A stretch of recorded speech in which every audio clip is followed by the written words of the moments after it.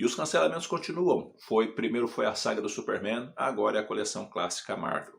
Será que parou por aí? Será que vai ter mais coisas aí pela frente? Enfim, vamos conversar um pouquinho sobre o cancelamento da coleção clássica Marvel. Sejam muito bem-vindos ao Eu Leio o Gibi. O meu nome é João e o vídeo de hoje é para a gente trocar umas ideias a respeito dessa pequena onda ou esse começo, né, de talvez de tsunami de cancelamentos.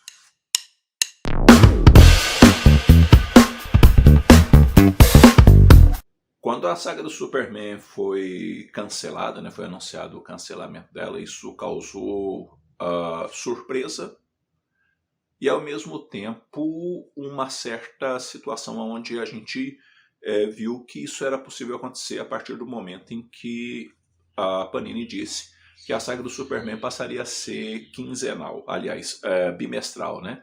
E diante disso, obviamente, alguns sinais de alerta foram acesos justamente por conta dessa mudança, né, de periodicidade da publicação.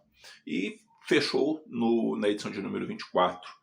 E a Panini publicou um editorial na edição de número 24, que inclusive o Alessandro do canal do Colecionador compartilhou, onde a Panini diz que, na verdade, o que acontece é que teve um fim de temporada, mas se os fãs pedirem bastante, eles acabam, a saga do Superman pode retornar. Gente, não existe isso, né? Foi cancelado.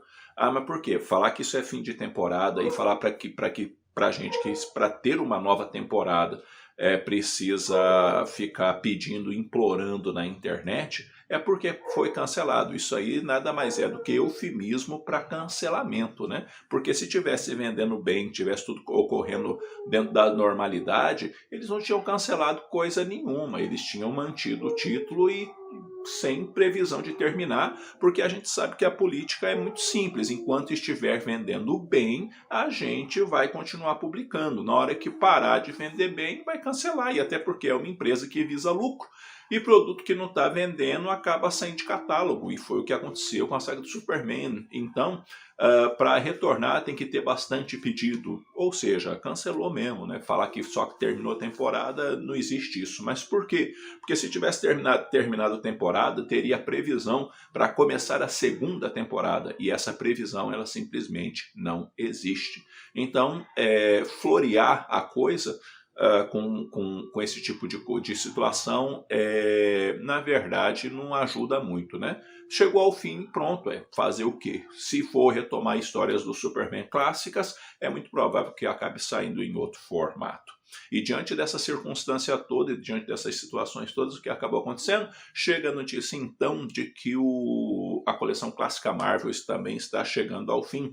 E aí o Alexandre, em estado de banca, né, chegou com essa notícia e o próprio Ravage, né, tinha confirmado isso com ele, dizendo que ia terminar e que terminaria não na edição de número 60, que era a previsão, né, 60 edições, mas sim na edição de número 64. Por que na edição de 64? Por que não terminar na edição de número 60? A meu ver é que havia sim uma previsão de continuidade. A meu ver, haveria sim uma previsão de ir adiante com o título até onde fosse possível. Tanto é que começa a expansão, né, entre a edição 61 e 64. Só que parou.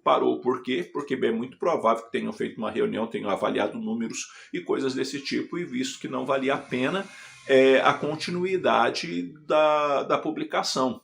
E, sei lá, o Ravage está saindo da Panini, vai saber até onde isso também não influenciou na própria decisão da empresa de cancelar o produto, não é mesmo? Mas uma coisa a gente também pode trazer de ponderação a respeito disso. Em primeiro lugar, as próprias vendas. Estava vendendo bem? Será que estava? Por quê? Porque a gente não conhece esses números e muitas vezes a gente vê algumas edições de determinados personagens da coleção clássica Marvel com descontos muito expressivos, às vezes na Amazon, por exemplo, e isso sempre deixa a gente meio com um sinal de alerta quando algumas edições de um mesmo personagem sempre estão com descontos mais altos, o que se vê uma baixa procura para aquele personagem especificamente, justamente porque a coleção clássica Marvel te traz essa possibilidade, né, de você colecionar fazer a coleção inteira ou de colecionar só um personagem específico. A outra questão é que quando começou a coleção clássica Marvel, a Marvel lançou junto aquelas edições meio ônibus, né, dos X-Men ao mesmo tempo. E eu estava inclusive participando de uma live na época junto com o Hugo, e eu falei, cara, esse negócio de publicar a coleção clássica Marvel e ter os X-Men e estar publicando esses encadernados dessa mesma época atrapalha o outro negócio. Mas por quê? Porque o fã lá do X-Men que de repente ia comprar os X-Men na coleção clássica Marvel acabou preferindo as edições em capa dura, os meio ônibus, porque para ele compensava mais. Então, o que acaba acontecendo diante disso tudo? A gente não tem um mercado para às vezes ter o produto em capa cartão ali mais simples e ter lá um capa dura de luxo e tudo mais ao mesmo tempo, até porque a gente é um nicho meio pequeno de consumidores, né? E diante disso, o que acontece com a própria coleção clássica Marvel? Era um produto quinzenal, além de um produto quinzenal, a gente tinha essa questão de ser uma coleção relativamente longa, porque são 60 edições, e a isso ainda se une uma série de outras publicações que, queira ou não, com o dinheiro curto e cada vez mais curto dentro do nosso bolso, o que acaba acontecendo? As próprias escolhas. Então eu creio que a maioria das pessoas estava colecionando a coleção clássica Marvel mais ou menos da seguinte maneira: vou colecionar personagem tal e personagem tal, e vou comprar quando tiver com uns descontos assim bem significativos, porque eu não vou pagar preço de capa, coisa de R$ 36,90, por exemplo.